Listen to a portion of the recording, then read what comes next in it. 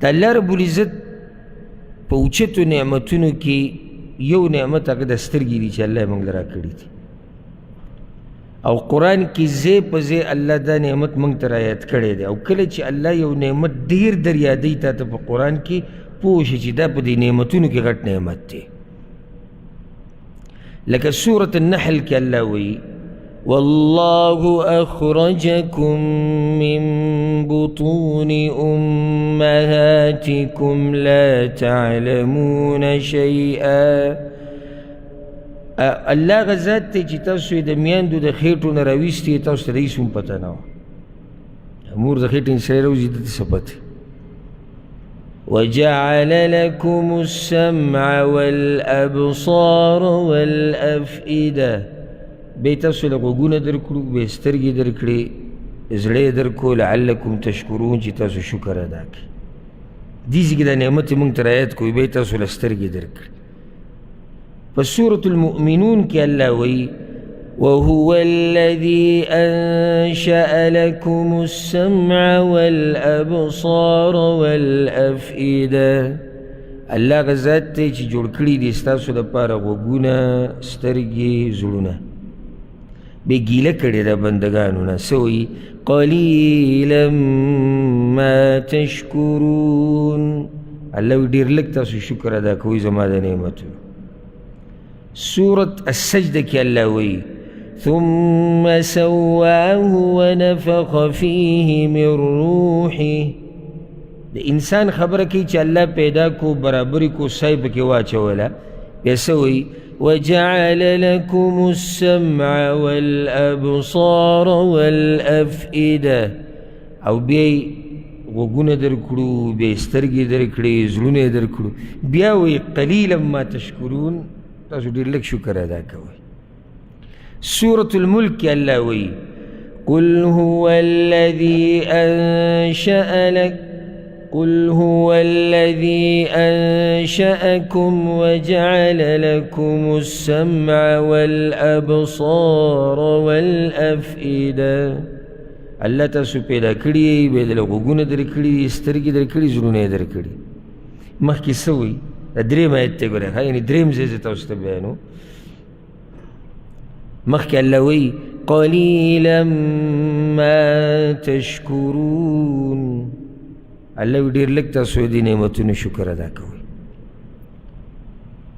نو دا د الله رب العزت اوچت نعمت دی دا سترګې. هغه نعمت دی چې هسې تاسو ته سوچ وکړئ، اندازه ولګوئ هسې چې که دا نعمت نه وی، یعنې سترګې نه وی، تا به دنیا کې د څه نه مزې اخیستې. ځکه الله سورة الانعام کې دا خبره ذکر کړې ده قل أرأيتم إن أخذ الله سمعكم وأبصاركم. ووایه دې مشرکانو ته که چېرته الله د دوی نه دا غوږونه او سترګې واري، نو د الله نه له بل څوک ته چې بیا وله ورکړي. دا ډېر اوچت نعمت دی. اوس موږ ته خو دا پته ولګېده چې دا نعمت دی، دا خو په دې تاسو پوه شوئ که نه؟ نو بیا په دې ځان پوه که چې چا دله دا نعمت در کړی دی، د هغه نه حیا کوه، او دا نعمت په هغه څه کې مه استعمالوه چې څه په څه باندې هغه ناراضه کېږي. دا حیا کول دي. تا له نعمت در کړی ته ترې حیا کوه چې یاره هغه رب راله دا سترګې را کړي دي، نو زه به دا سترګې په هغه څه کې استعمالوم چې الله راته ویلي دي چې به یې کې به یې استعمالوه، بلکې استعمال یې که په هغه څه کې چې په څه باندې الله راضي کېږي. او دا درته ووایم خبره ختمه نه شوه، ځکه ما تاسو سره اکثر مخکې وي چې دې ته ډېر ضرورت دی. ځم چې زموږ به ګوره څه حال وي، والله که دې خبره کې لږ جوور سوچ دې وکړو که نه، خو مشکل دی چې موږ سوچ نه کوو چې زموږ به څه حال وي قیامت په ورځ. الله وایي إن السمع والبصر والفؤاد كل أولئك كان عنه مسؤولا. الله وایي غوږ، سترګه، زړه د دې هر څه په باره کې به قیامت پر ورځ تپوس کېږي. پته چې زموږ به لا څه حال وي چې موږ به الله له ګوره څه جواب ورکړو. تا یو شی ولیدو قصه ختمه نه شوه، تا انټرنیټ ولیدو قصه ختمه نه شوه، تا په لاره حرام څه ته وکتو خبره ختمه نه شوه، تا فلم سندره وکتو خبره ختمه نه شوه، ته پردو جنکو ته ګورې مسله ختمه نه شوه، ته ښایسته هلکانو ته په غلط نظر ګورې خبره ختمه نه شوه، او داسې پسې بیا ځه. یعنې دا سوچ مه کوه چې خبره ختمه شوه، دې هر څه به تنه تپوس کېږي. او نور بیا داسې نه چې تاسو به خبره نه پوهېږئ، ښه هوښیاران یئ. هر سړی دې دغه سوال له جواب تیار کړي کوم چې به رب العالمین تا نه کوي، چې دا سترګې دې په څه کې استعمال کړي. زمونږ دا دین دا ډېر مضبوط دین دی او ډېر ښایسته دین دی. دا دین اصل کې راغلی د بندګانو د خیر دپاره دی. یعنی الله رب العزت دا کتابونه چې اسماني رالیږلي دي، بیا پسې پیغمبران رالیږلي دي، ستاسو څه خیال دی زموږ د تنګولو دپاره؟ موږ یې په مشقت کې اچولو، زموږ دپاره یعنې خبره سختوله؟ دا ټول زموږ د خیر دپاره دي، دا هر څه زموږ د فایدې دپاره دي.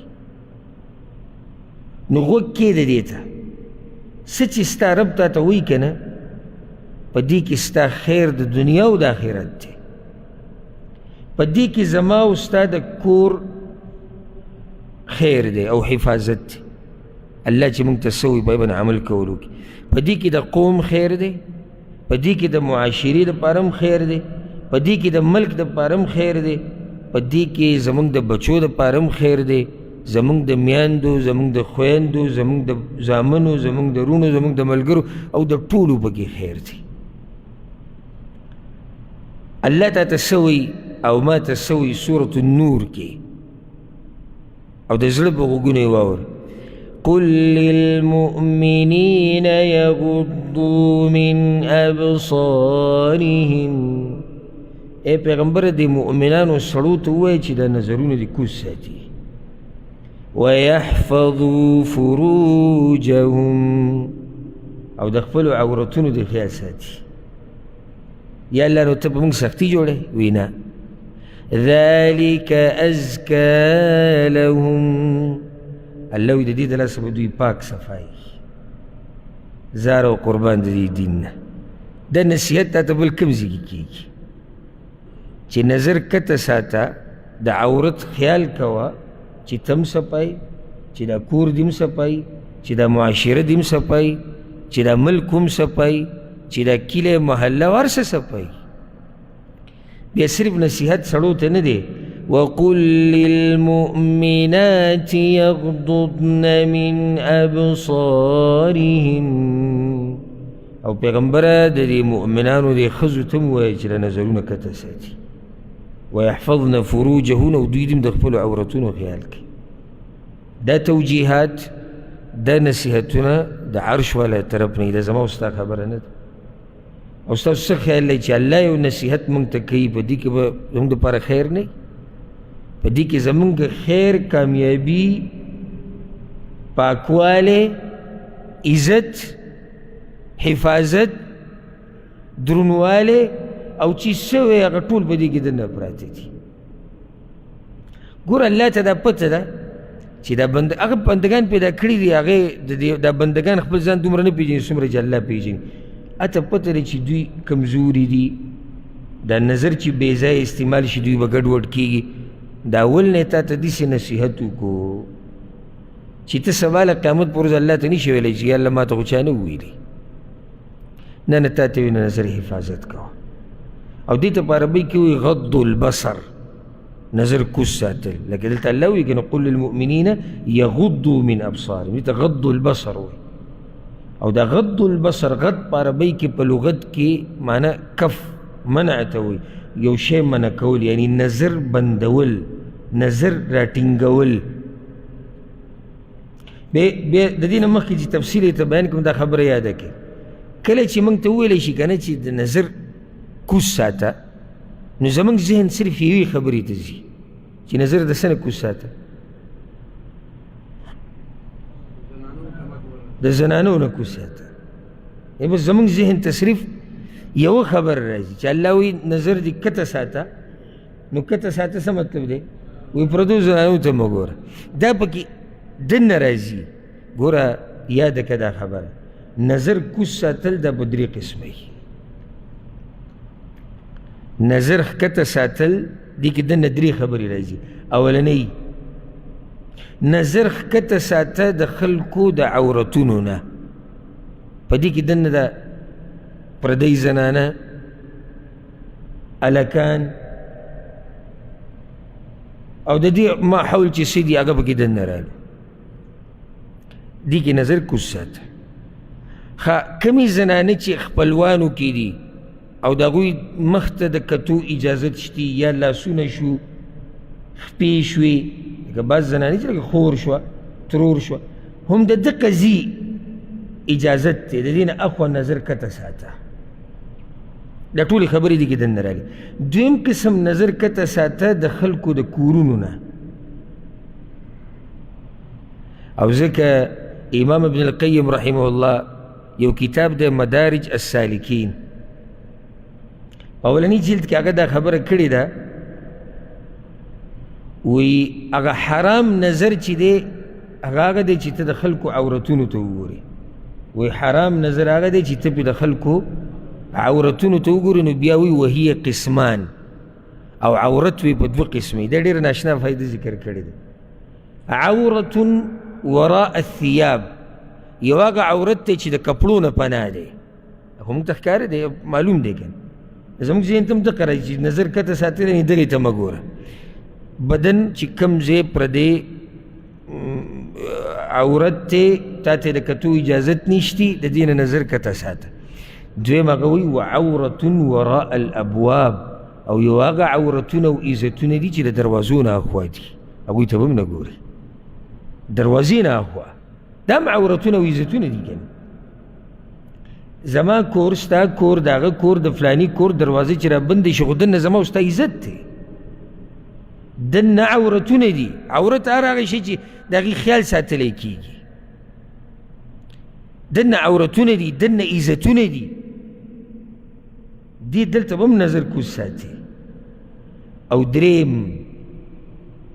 نظر ښکته ساتل په دې کې یو درېمه دا خبر راځي چې د خلکو په لاسونو کې چې کومه دنیا ده هغې ته مه ګوره هغې نظر کته ساته دا ورته سوال پرې راوړي چې نظر ښکته ساتلو کې دا هم راځي او الله دا نصیحت کړی دی قرآن کې لا تمدن عينيك إلى ما متعنا به أزواجا منهم مګوره هغه نعمتونو ته چې الله وایي چې ما دوی له ورکړي دي هغې ته وګوره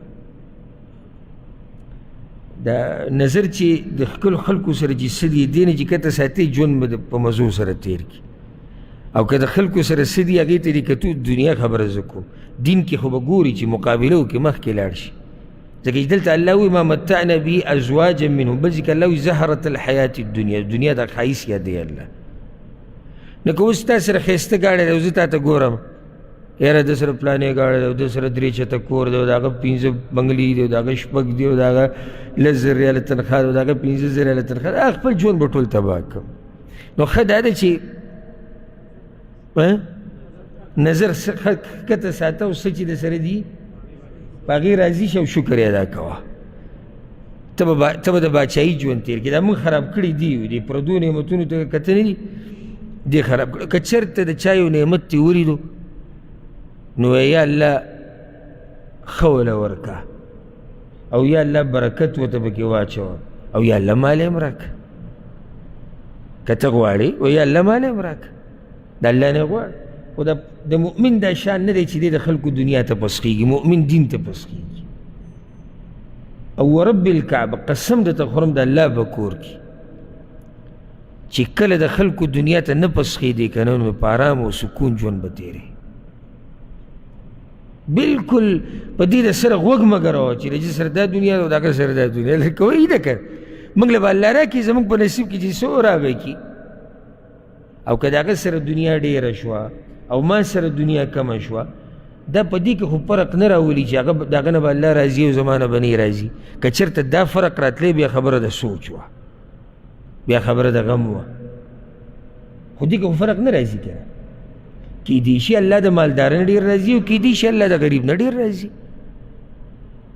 ها دیندارۍ کې دا خبره شته، یو سړی چې دیندار دی او ډېر دیندار دی او زه کم دیندار یم نو بیا دا یره شتي چې الله د هغه نه راضي دی کیدای زما نه ناراض که نه. خو موږ دغې ته سوچ نه کوو د دویمې ته د اولنۍ ته بس به کوو چې یاره ګوره چېره چې ده به څه کار د الله خوښ شوی چې دومره دنیا وله ورکړې ده، دا مطلب دی او دا حسابونه. او که چېرته غریب وي توبه الله وایي چې ګوره په کومه ګناه کې رانیولی دی، نو دا خو رزق ته تقسیم کړی دی الله. غریب لازم نه دی چې دی په ګناه کې رانیوی شوی ده او مالداره لازم نه دی چې الله ترې راضي دي. الله دې زموږ نه راضي شي. دا مې ته فایده ذکر کړه چې نظر کته ساتل دي کې دنه درې خبرې راځي. اوس راځو دقیقې خبرې له د نظر حفاظت کول او نظر کته ساتل. اسې د آیت چې ما کوم وویې د سورة النور ده قل للمؤمنین یغضوا من ابصارهم ويحفظوا فروجهم. الله وی د مؤمنانو سړو ته ووایه چې نظر کته ساتي او د عورتونو دې خیال کوي. څه یې مخکې کو؟ نظر یې مخکې کو. سوال چې د نظر حفاظت د عورت د حفاظت نه مخکې ولې؟ ځکه علما دا وایي وی نظر وی النظر برید الزنا، نظر چې دی د زنا خط دی. انتاله خط راځي که نه، دا نظر دقه خط د زنا تاله راوړي. او نظر اولنی غشی دی چې د دې نه بعد بیا مخکې کاروایي کېږي، خو چې دا اولنی غشی نه ایتلی ته به څه وکړې؟ که عورت په زنا کې استعمالیږي دا کله استعمالیږي؟ چې کله نظر استعمال شي اله عورت استعمالیږي. نو ځکه رب العالمین د الله په هره خبره کې حکمت دی. او ما ته اوس تفسیر په دوره کې ځای په ځای دا خبره کوله چې ګوره دا مه وایي چې الله اسې دا ټکی مخکې کو دی وروسته کو دی اسې دلته راوړو. نه نه، هر ځکې چې الله یو ټکی د بل نه مخکې کړی دی او یو یې د بل نه وروسته کړی دی نو پوه شي چې په دې کې حکمتونه دننه پراته دي. یعنې الله دلته داسې ویلی شو چې مؤمنانو ته ووایي چې د عورتونو د خیال ساتي، حفاظت یې کوي او د نظرونو د کته ساتي. خو نظر یې مخکې کو د عورت ته حفاظت نه، ځکه چې نظر سره اولنۍ قصه شروع کېږي. ځکه ګور الله څه وایي قرآن کې یعلم خائنة الأعین وما تخفي الصدور. الله هغه ذات دی چې هغه ته د سترګو خیانت معلوم دی. دلته هم د سترګې خبره وکړه. ما تاسو ته چې سترګو نه غشی اولځي. خائنة الاعین، حرام ته د سترګې خیانت څه دی؟ زه به درته اسان تعریف وکړم. حرام ته په غلا کته چې څوک د باندې پوه نه شي، دې ته څه وایي؟ خیانت د سترګو. دا بعض کسان مخلوق ته ریکارډ خپل څه ساتي؟ صفا ساتي. نور دی ښه د سترګو خیانتګر دی، ښه حرام ته هم ګوري، پردو جنکو ته هم ګوري، ویډیوګانې هم ګوري، تصویران هم ګوري، فحاشي هم هر څه کوي. الله وایي زه خو د سترګو خیانت پېژنم. ښه ده خو خیانت نه دی کړی، زما په دې خبره کې به سوچ کوئ. ښه یو سړی دی پردۍ زنانه ته دقه شان نیغ نیغ ګوري،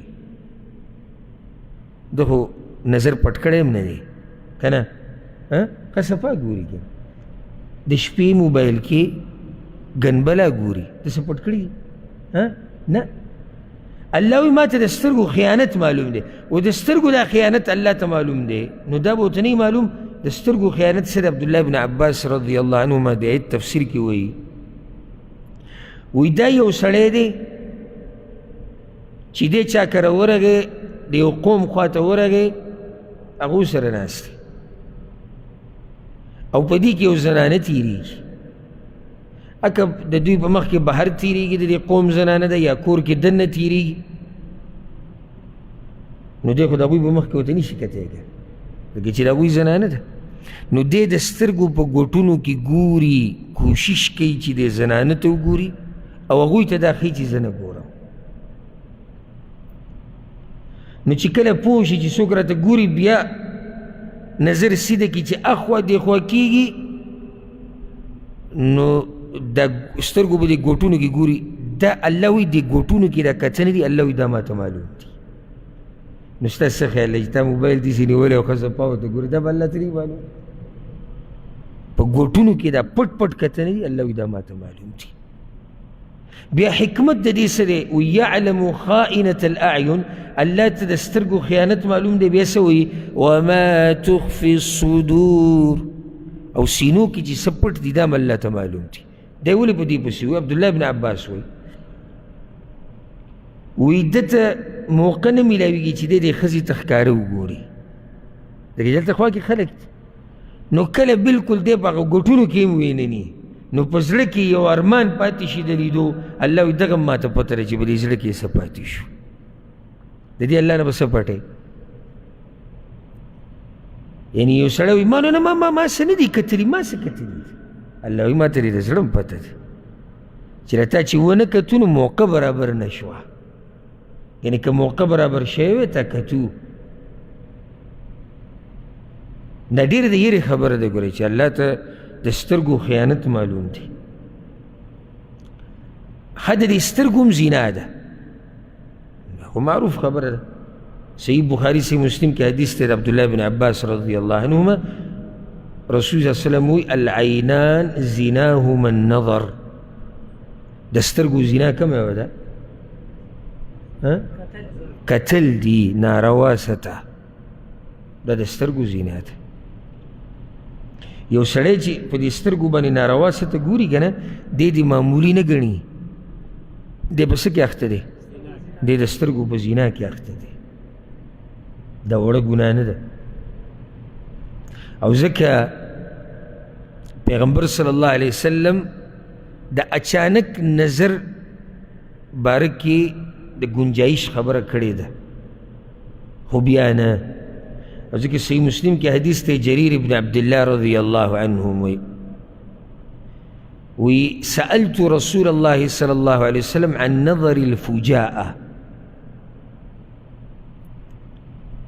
ما د پیغمبر صلی الله علیه وسلم ته پوښتنه وکړه یا رسول الله پاک خلکو پاک صفا وی یا رسول الله کله ناکله اچانک زمونږ نظر داسې په یو زنانه په چا ولګي زمونږ مقصد خو نه یعنې اوس یو سړی د کور نه راووتو روان دی بازار ته منزله کار چې راووتو زنانه روانه ده ده چې څنګه بهر ته کتو په هغې نظر پرېوت وی پیغمبر صلی الله علیه وسلم راته امر وکړو ان اصرف بصري چې د هغې نه بعد بیا سترګې واړوه هغه ولګېد که نه اچانک او ستا مقصد نه و د هغې نه بعد څه وکړه بیا سترګې واړوه او ځکه یو حدیث کې راځي امام ابو داود رحمه الله راوړی دی رسول صلی الله علیه وسلم علي بن ابي طالب ته ویلي وی یا علي رضی الله عنه لا تتبع النظرة النظرة په نظر پسې نظر دا نه چې ته په کتو پسې ګورې په نظر پسې نظر نه دی فإن لك الأولى وليست لك الآخرة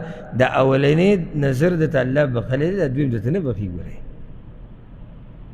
پوه شوې به د خبره ده اولنې الله بخلی ځکه یو اچانک پرېوتو دویم د ته الله نه بخي نه چې یاره زه خو ګورم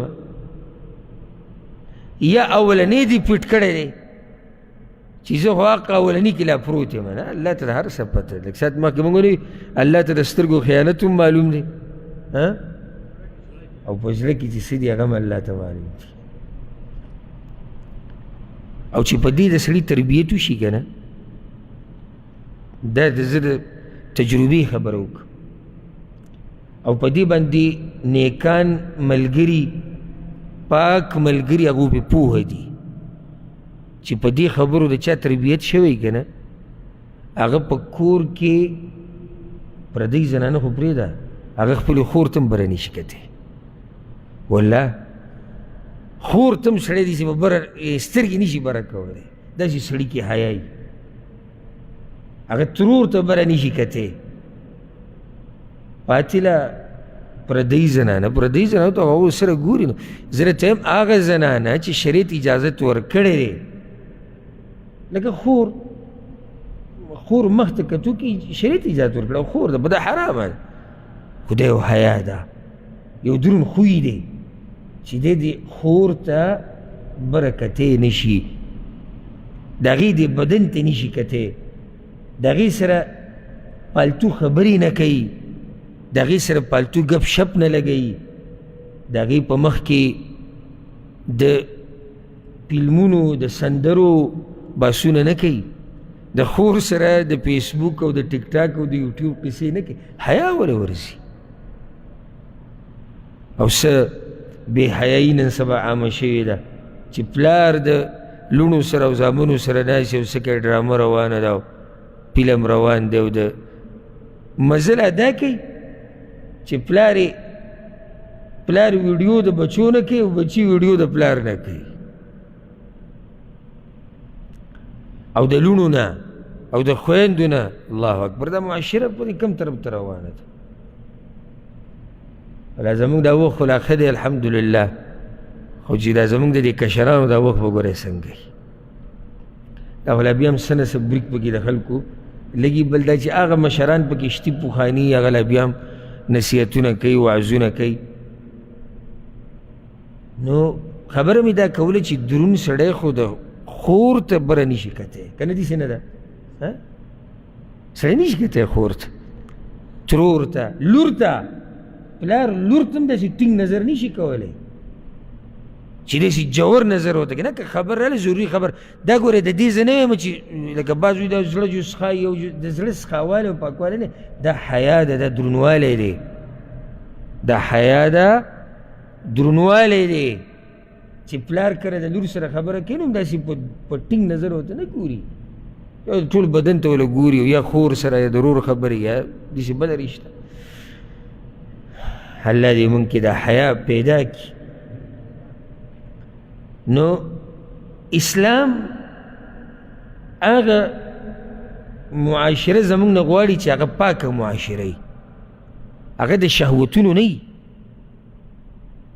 چې دلته زنا ده، هلته ډمتوب دی، دلته فحاشي ده، دلته هلک د جنۍ سره یارانه ده، دلته هلک راولګېدو جنۍ وتښتوله، او جنۍ هلک ته وایي چې زما تا سره عشق دی، او جنۍ هلک ته وایي چې زما تا سره عشق دی. دا معاشره زمونږ نه شریعت نه غواړي.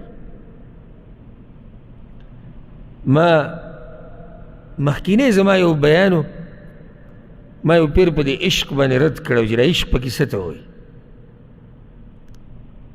یو محبت دی، مینه ده، حدودو کې دننه، یو د مور پلار سره مینه، د بچی سره مینه، ښځې سره مینه، خپلوانو سره مینه، د هغې نه اوچته مینه، د پیغمبر سره محبت، د الله سره محبت. خو ما دا عشقونه مشقونه دا نشته. عشق دا ټکی داسې دی چې دې کې حرام څه کېږي. نو بیا د هغې په باره کې د بعض دا کم چې داسې سیکولر ذهن والی او لیبرل طبقه کې ځان ته چې آزاد خیال وایي، هغوی زما په باره کې بیا دا خبره کوله چې دی د عشق نه څه خبره دی، او خصوصا دغه شاعران نه دي دا چې د عشق د قصو نه نه دوی دا وایي چې دی د عشق نه څه خبره دی، ځکه پرې رد کوي. نو ما زه څه ارماني م نه یم چې په دغه ګناه کې زه پرېوځم. عشق وایي دې ته چې دې کې ګندګي ده. پردی لور خور باندې مینېده، بیا په ناروا طریقو سره د هغې سره رابطې جوړول، سم خیال دی دې باره کې؟ پاک کار دی که پلید کار دی؟ پلید کار دی. خور لور دا خو د کور عزت دی. که ستا رشتې ته زړه کېږي، اسلام تا ته طریقه ښوولې ده، مشران بوځه یا په خپله لاړ شه، مشرانو سره خبره وکړه. خو دې سره رابطې جوړول، بیا عشق، بیا په لاس کې نوم لیکل، اکثره لکارو په دې ځای کې نومونه لیکلي ده، او دا عشق نه وي، دا داسې یو څو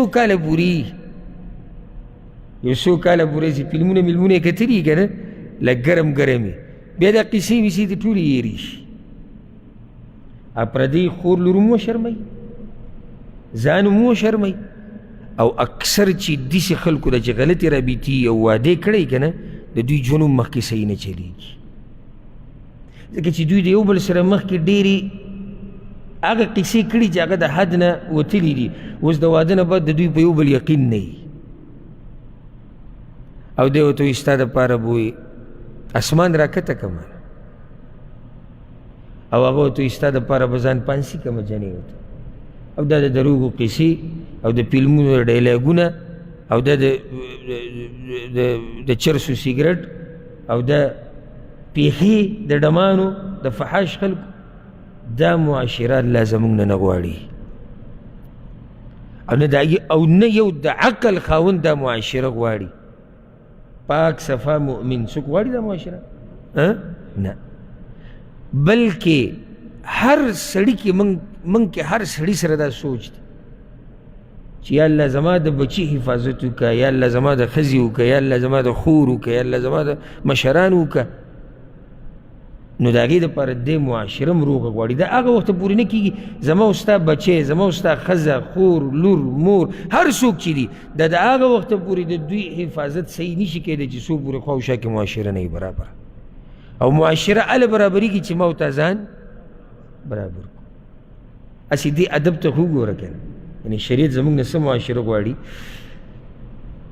حدیث کې دا راځي صحیح بخاري کې دی. دا صحابه کرام بعض به په دې لارو کې کېناستو، یو بل سره به یې ګپ شپ لګاو. نو پیغمبر صلی الله علیه وسلم ورته ایاکم والجلوس علی الطرقات، دې لارو کې مه کېنئ، لارو کې ناسته ښه نه ده، مه کېنئ. هغه ووایي ما لنا بد انما هي مجالسنا نتحدث فيها. یا رسول الله زموږ څه بله لار هم نشته، موږ خو دلته راوځو یو بل سره به ګپ شپ ولګو راجمع شو. پیغمبر صلی الله علیه وسلم ورته وایي که نه قلاریږئ چې او نه وایي چې موږ به لازم کینو فاعطوا الطریق حقها، نو بیا د دې لارې چې کوم حق دی هغه به ورکوئ. هغه یا رسول الله وما حق الطریق، اوس د لارې به کې څه حق دی؟ څومره ښکلی دین دی، د لارې کوم حق دی؟ وی غض البصر، نظر به کوز ساتي، کې لاره ده خلک به تېرېږي را تېرېږي. وکف الاذى، تکلیف به چاله نه ورکوئ. ورد السلام، خلک به د باندې سلام اچوي جواب به ورکوئ. وامر بالمعروف ونهي عن المنکر، خلکو ته به د ښه کار وایي، د بد نه به منع کوو. دا د لارې حق دی. اولنی پکې ذکر کو څه؟ نظر کته ساتل، غض البصر. او زمونږ په دې کې بعض دي خفه کېږو به نه، دا حقیقت دی. هغو که یو زنانه په لاره تېرېږي نو چې څو پورې پناه شوي نه وي که نه، نو ده پې داسې کیمره پټ کړي چې دله حیا نه ورځي، دا به دی ټوله ګوري. که داسې هلک روان وي چې د هغه ګیره برېت لانې راغلي، نو دی به ټیغ ټیغ ورته ګوري، شرمېږي هم نه، حیا وله هم نه ورسي. او کله پکې دومره غلطې خبرې په دغه زنانه پسې په دې ماشوم پسې وکړي چې په سړي به بدن باندې غونی زیږ شي، دی څه خبرې کوي؟ د دې نه یو ګپ شپ جوړ کړي. دلته شریعت تا ته وایي، شریعت ګوره دا معاشره غواړي، که ته په لاره کې هم ناستې څه به کې نظر به کوز ساتي. هسې ګوره که نه لکه بله خبره مې ذهن ته راغله، سورة النور کې د آیتونه چې کوم دي چې کوم کې الله وایي د نظر کوز ساتي، د دې نه مخکې شاته آیتونو کې الله وایي چې د چا کور ته ننوځي اجازت به هلئ. ولې؟ نه، اصل مسله دلته څه ده؟ د نظر ده. دلته مسله د نظر ده. د اجازت هم دې دپاره دی چې ستا نظر په داسې څه ونه لګي چې هغې ته کته ناروا دي. څومره ښایسته دین دی. نو ځکه ادب ښولی دی چې ور وټکوه، سلام وکړه، ور وټکوه، اجازت واله، درې پیرې وکړه. که اجازت یې در نه کړو واپس لاړ شه. او بیا یې درته دا ادب هم ښولی دی چې کله به پیغمبر صلی الله علیه وسلم باره کې راځي حدیثونو کې صحابه کرام وی چې کله به پیغمبر صلی الله علیه وسلم د چا کره ورغی، ور به یې وټکو، نو بیا به د دروازې یو غاړې ته ولاړو، یا ښۍ ته یا ګس ته. دې ته وایي د پاکو خلکو نظر. ځکه چې ور کولاو کې دنه څه پته لګي څه دي، اچانک ور کولاو شي که نه، کېدای شي زنانه وړي، کېدای شي د دا څوک چې راوځي هغه ښه دغه کینی ځان لا تیاری مونږ خو لا پرېږده هلته خو دروازې هسې کولا وي که نه ته به کور منځ کې پروت یې کټ کې هغه به راته وایي سلام علیکم لکه یار خو دلته نه راغلی دی اوس که ده ته دې وایي چې اجازت والا دا دې ځان له بله جا ښه وکتې الله وایي سورة النور کې وایي درې ټیمه داسې دي چې ماشوم به پکې اجازت لري درې ټیمه داسې دي ماشوم ګورې ښه د دین علاوه ماشوم ته اجازت اخیستو ته ضرورت نشتی خو الله وایي په درې وختونو کې به ماشوم هم اجازت لري چې هغه د ماسخوتن منځه نه بعد دا ټیم دی بیا سهار ته نږدې دا ټیم دی او بیا ماسپښین دا ټیم دی ماشوم ته الله وایي اجازت والی او دا ځوان د کور په منځ کې ناست دی اچانک ورغی څنګه یې او ښځې غریبانانې منډې کې یو طرف ځي بله به بل طرف عقل کم ځای کې دی دې سړیتوب کم ځای کې دی او دا د هغې سړي کار چې څوک د شریعت نه نه خبر ګوره عبدالله ابن عباس رضی الله عنهما پسې یو کس راغی وی چې د مور کمرې ته ځم هم به اجازت علم یعنی کور کې دننه د مور خپله کمره ده چې زه ورځم اجازت والم هغه ورته ته دا خوښی چې مور په داسې حال وینې په کومې چې لیدل نه غواړي وی نه وی بیا به اجازت لري هله وی دا خو زموږ مور ده دا بس دا سوچ ډېر وړوکی وی دا زموږ مور ده نه ما خو تا ته دا نه دي ویلي چې ستا مور نه ده قدر یې وکړه او دی قدر دی چې ته دننه ورځي اجازت واله دی قدر دی ما تاسو ته لږ ساعت مخکې ووایي که نه چې دروند سړی خور ته لور ته ترور ته نشي کتی داسې ډېر ضرورت مطابق خبره وکتی نو سم خیال دی چې یو سړی د مور کمرې ته ننوځي کیدای شي مور دی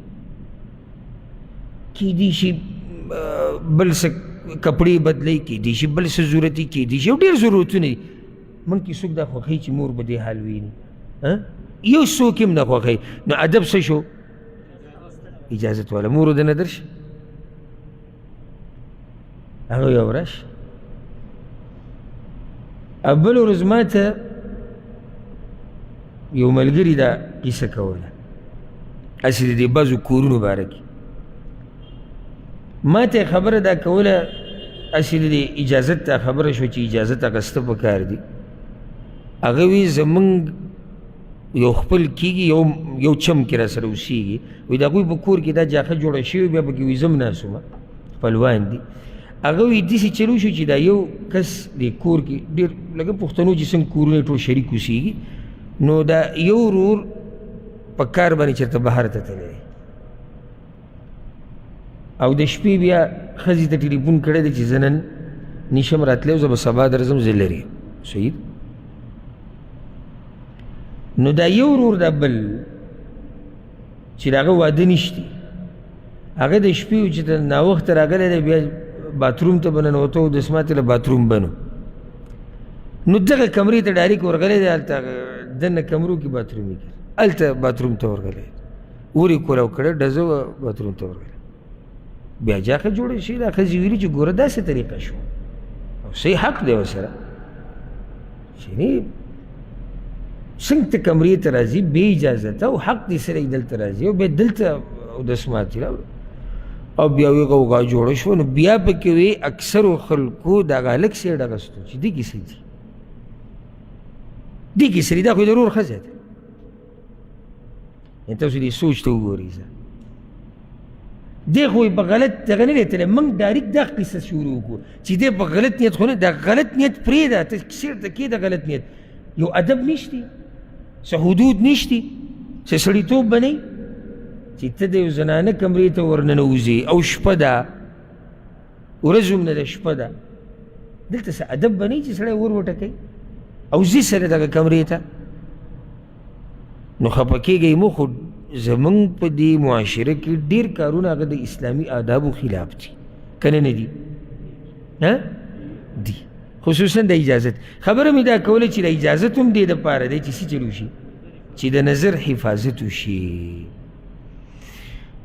ها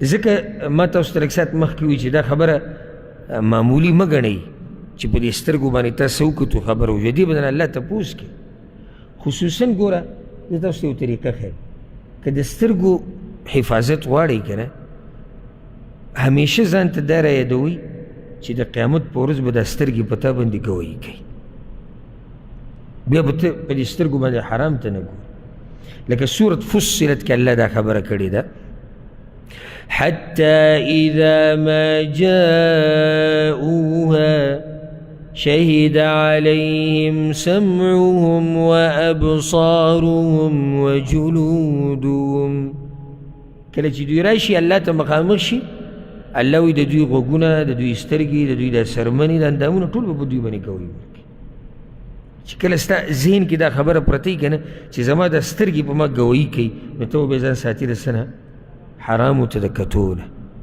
او هغه حدیث ته ما څو پیرې بیان کړم د صحیح مسلم کې دی انس بن مالک رضی الله عنه وایي موږ یو پیر د پیغمبر صلی الله علیه وسلم سره ناست فضحکا نو پیغمبر صلی الله علیه وسلم په خندا شو وی بیا وی چې تاسو ته پته شته چې زه ولې خاندم وی موږ ورته چې الله او د الله رسول ته پته وی من مخاطبة العبد ربه د بنده ماریزې د قیامت پر ورځ د الله سره هغه راته رایادې شو ومې خندل وی دا بنده به الله ته وایي د قیامت پر ورځ چې ای زما ربه تا زه د ظلم نه ساتلی نه یم وی او ظلم خو زه نه کوم په چا الله به ورته نو دی به بیا وایي چې یا الله زه نه منم د هېڅ چا ګواهي صرف د خپل ځان ګواهي منم الله به ورته صحیح زه سید نن الله به ورته چې کفا بنفسک اليوم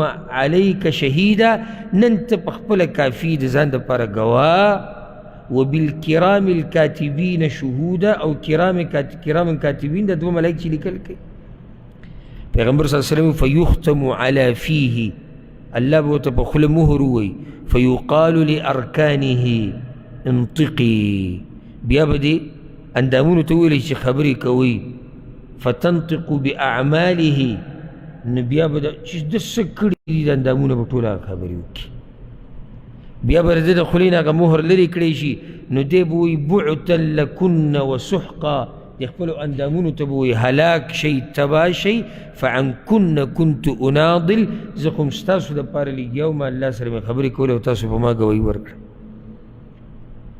الله به ورته وایي چې دا تا غوښته نو یو طریقه هغه د نظر د حفاظت هغه څه ده نه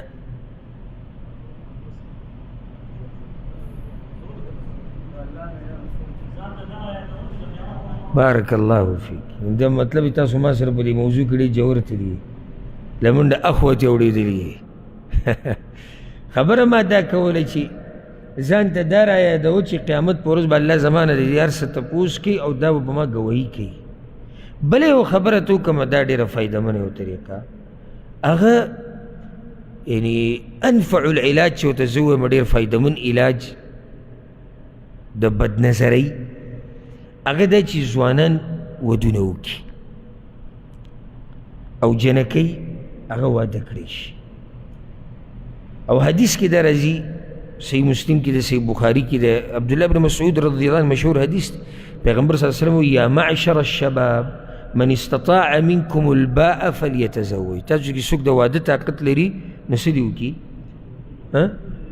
واده دې وکړي که نه په خپلو خپو به ودرېږي پرېږدئ دا قیسې چې په خپو به ودرېږم په خپو ودرېده نور څه ته وایي په خپو ودرېده دغې نه دا موږ چې په ودرېږو خو دا خبرې کول چې په خپو به ودرېږم او دا کله چې ته ګوره چې اوبو ته د لرې نه ګورې یریږي به ور ودانګه یو لار به راوځي که ته د اول نه دا حسابونه کې چې دا به څنګه او چې دا به ښځه او چې دا به پلار او بیا ډوډۍ او بیا بچي او بیا نوسي لا واده یې کړی نه دی خبره د نوسو دی چې هغوی له به کور کې کوم ځای جوړو او بچو لږ صبر وکړه ګوره دا لا پته نه لګي چې ستا به بچي که نه به یو کرالو الله به هغوی له رزق ورکړي ته خو واده وکړه که نه او ځکه قرآن کې سورة النور کې الله دا خبره کړې ده ګوره چې ستاسو چې کوم کشران دي الله هغوی له ودونه وکوي.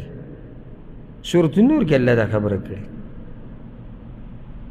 او که څوک پکې غریبي الله به مالداره کړي. ځکه عمر بن خطاب رضی الله عنه وی چې څوک د واده نه علاوه بل څه کې مالداري لټوي نو دی د الله په خبره پوه شوی نه دی. معنی دی چې د واده سره سړی مالداره کي. او که موږ نظر واچو ټول به د خپل ژوند باندې کومو چې ودونه کړي دي زموږ د ژوند اصل قیصه او د رزق پراختیا ګوره د واده نه بعد روانه شوې ده که نه. د واده نه مخکې څه خو پلار ته به مو ته یو څو راکړه، کله به ورور ته، کله کاکا ته، کله ماما ته. د هغې نه بعد چې کله واده وشو بیا ترتیب روان شو. هر سړي له الله رزق ورکوي، دې ښځې له دې بچو له. نو دې قصې موږ خراب کړي. د دې د لاسه هلکان او جنکۍ هغوی به بد نظر کې اخته دي. حرامو ته به ګوري که نه. شهوت ځوان هلک ته دی به د شهوت سره څه کوي؟ تقوادار هغه نه دی، دومره تقوا یې نشتی چې هغه خپل نظر کنټرول کړي. سپین ږیری به پکې ویني بد نظره دی، یعنی بد نظر کې حرامو ته ګوري. دا سپین ږیری شهوت نشي را کنټرولولی چې نه زلمی شوی دی به کنټرول څه شهوت کنټرول کړي الا من رحمه ربي چې الله پرې رحم وکړي.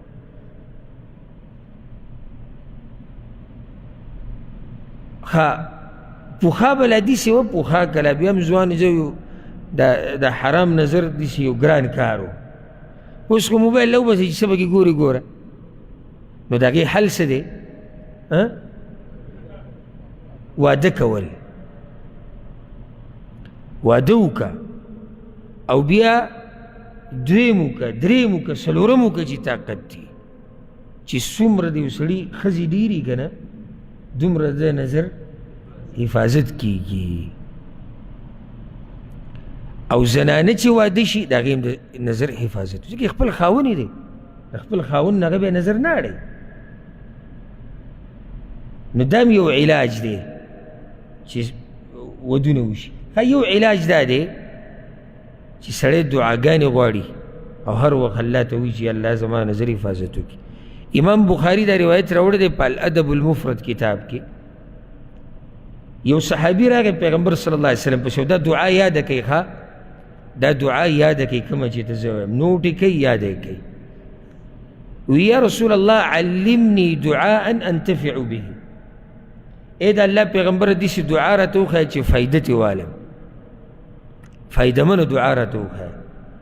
هغه ورته دعا دا وښوه ګوره اللهم عافني من شر سمعي. فایدهمنه د نوټ یې کوي. او که څوک ډېر تیز ذهن والی یې جدا مسله ده. اللهم عافني من شر سمعي وبصري ولساني وقلبي وشر مني. یا الله ما وساته زما د غوږونو د شر نه، زما د سترګو د شر نه، زما د ژبې د شر نه، زما د زړه د شر نه، زما د عورت د شر نه. د عورت شر څه دی؟